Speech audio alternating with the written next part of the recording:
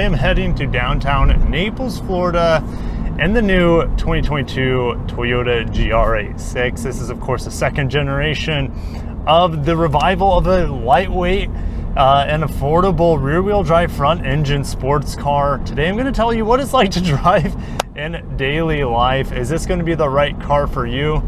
We'll see.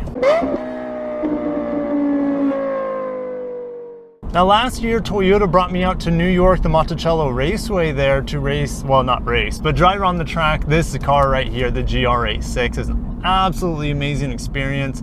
Not only on track, but off-road. This vehicle handles like a razor blade. Here in Florida, I don't have anything that's a turn that's not an on-ramp or like an off-ramp. So what is it like to drive in daily traffic? What is it like to just be in, I guess, a normal life, not driving through the mountain roads of New York or like a racetrack?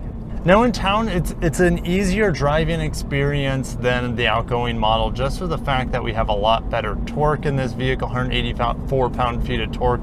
That torque curve dip that we had in the last generation is gone. We have this larger 2.4 liter boxer engine here. And it's just, every time I pop the hood on an 8.6, it blows my mind how low that engine sits in that engine compartment. Driving it around town is actually quite enjoyable because I feel like I don't have to wring this engine out, and in fact it doesn't bring me a lot of benefit either. Now I want to talk about the transmission and the clutch feel in here. When this vehicle was dropped off at my doorstep, I killed it immediately. It bites hard right at the bottom of the pedal, so right when you start lift off the clutch pedal, the clutch just engages and there's very little room for error. You pretty much have to push this pedal all the way down, and the second you let off the clutch, it starts biting. And it's kind of unforgiving in that way, but once you know it's there, like the friction zone's right at the bottom of the clutch travel, then I haven't killed it since. I feel like this engine and transmission needs a lot of fuel for you guys to shift smoothly most of the time. I'm getting better at it, but like it does still have a little bit of rev hang like the first gen. And in order for you to get that smooth shift, you really need to make sure your revs of your transmission and the revs of your engine are matching up when you're shifting.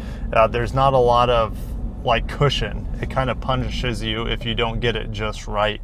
Now you can kind of massage the fact by giving it a little bit more gas than usual while shifting into the next gear, but it's still not the easiest, I would say, to shift smoothly, and just it's not the easiest to drive smooth regularly. I just got out of the 6-speed manual hatchback from the Honda Civic, and that is just so easy to drive. It's very satisfying. The shifter feel in that car feels a little bit better than this. The throws feel slightly longer than the Civic hatchback manual, and the Civic SI is on another world. Like I feel like that manual transmission is just more enjoyable to drive day to day than this vehicle. It's smoother. You also have more torque lower down. It's more predictable as well. And then when you get into this vehicle, since the visibility is squished down and you sit so low, like you feel like you want to race this car the second you get into it. So I really would love to have like this vehicle to be like a track car, but for everyday livability, I honestly think there are better options out there if you want a 6-speed manual. Some things about the interior: the steering wheel feels great, the shifter does feel good. I would probably give it a solid B. It doesn't feel super satisfying when it slots into the gears like it does in like the Civic hatchback that I just drove. I love that the handbrake's right here. That's one of my favorite things. And in manuals, you to have that handbrake next to you. So thank you for Subaru and Toyota for making sure that this is really easy for me to access. It's not the most comfortable for me to shift, meaning my elbows like on this hard piece of plastic in the middle here. Now you can close the glove box, but that's where like my phone sits, and that's where you plug in your phone. Like I don't have a wireless charger in here, and there's no like USB ports around here for me to use that I'm aware of. So I have to plug it in underneath the armrest, therefore I can't really set my elbow on that area to make it that comfortable. But I do feel like it might be slightly better ergonomically than the outgoing model overall. The seats hold me in fairly well. They're not, I'd say they're pretty soft. They're not super stiff or anything. So they're actually, I could actually see myself sitting in this seat for a very, very long time. The ride is a little bit firm though. So luckily the seat's also on the soft side to kind of make up for the firmness of the ride. And if I had to drive this vehicle in the Midwest, it would not be that enjoyable with the crappy streets where I used to live in Omaha. But down here in Florida, it's easy to live with, I would say, even though it's on the stiffer side. Yeah, just throwing around that roundabout there, like this vehicle just feels so light and wanting to just rip up any turn. Unfortunately, I just don't have any South Florida. I get cool coal nuns and things like that, but you know, not cool turns to throw my car into. The radio in here gets really loud, but it is not a very well-rounded system. The bass on it, you have to lower all the way down because it just feels like you're blowing out the speakers if you push the bass even a little.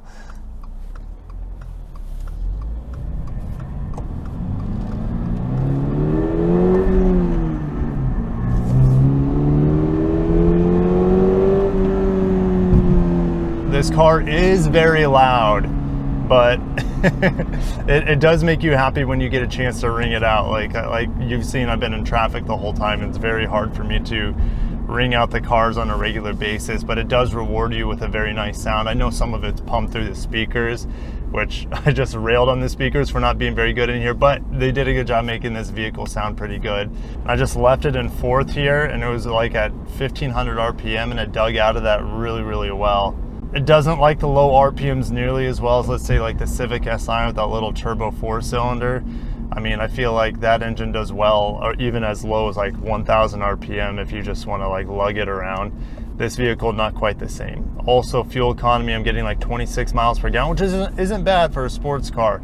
But as I keep comparing to this to like the Civic Si, for example, it's not that hard to get like 35, 40 miles per gallon out of that little 1.5 turbo in a bigger vehicle that's more accommodating. The back seat's all but useless in this vehicle. I sat once in the back of a BRZ and that was quite terrible, but there's no way I'm getting in the back of this vehicle unless I have to.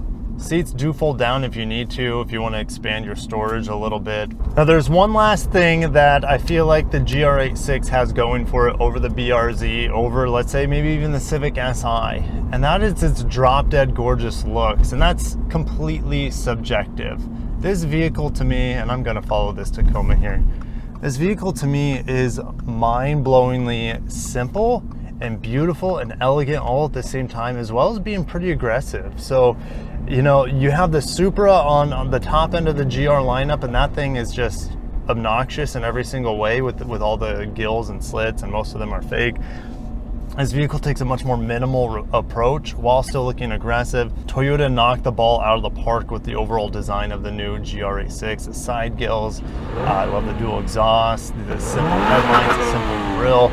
It just all comes together really, really well. And like, this would be a vehicle where I look at on a daily basis if I had it, and it would just bring a smile to my face, whether I'm inside of it or outside of it. I'm gonna fling it around here.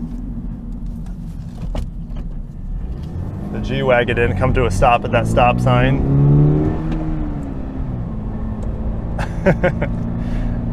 When you get the shifts just right in here, and you know how to kind of predict those following RPMs to match up the next gear change, it is very, very satisfying. The brake feel, very predictable, nice and strong. Put it into second here. Pedal down right now. It'll do 59 miles per hour there in second gear. So would I change anything about the new GR86? That is a difficult question to answer. Of course, I could always say more power. I would like a more peaky engine for this, but you know, I can't complain since it's better than the old engine in every single way. The handling is fantastic, as I found out not here in Florida, but on the Raceway Monticello in New York. That was phenomenal. The brakes feel great in here. I love, overall the ergonomics in here are really, really good. I do feel comfortable, even though the suspension is stiff. But for vehicles in this class, let's say around $30,000, rear-wheel drive front engine. Like maybe the Miata is the only competition, and that vehicle kind of stands alone. That vehicle's way more fun than this, in my opinion. Just on daily driving, it is just as handsome overall. I think especially the RF model is just drop dead gorgeous. The transmission, the shifting, I prefer how that vehicle drives overall. It doesn't punish you as much as this vehicle does if you just don't have everything right with this. And that might be a pro for this vehicle for someone who really wants to master this vehicle. It's just like the MX-5 is so easy to just pick up and drive it very smoothly and very accurately, where this vehicle, there's a little bit more of a learning curve with the clutch in this particular model, and just making sure your shifts are smooth, waiting for that perfect RPM matchup, where it just feel like the MX-5, you can get your rev matches a little bit easier, and you can drop the top on that and act completely hooligan in that vehicle as well as you can in this, but got the hard top, which some of you might prefer. But GR86, thank you Toyota Subaru for making this vehicle. It's an outstanding sports car, and you've made it better in every single way. And we're just living in good times. We got the GR Corolla coming. We have outstanding Hondas with 6-speed manuals right now. We also have Mazda having some 6-speed manuals left, especially in the MX-5. The new WRX is really, really good. It's just a little expensive. The Integra has returned. That vehicle is absolutely phenomenal. So anyways, guys, gonna end it there. We're living in like the second birth of Japanese sports cars here in the early 2020s, and it's a good time to be an enthusiast, especially for manual transmission cars. We're living in good times. Anyways, I'm gonna end it there.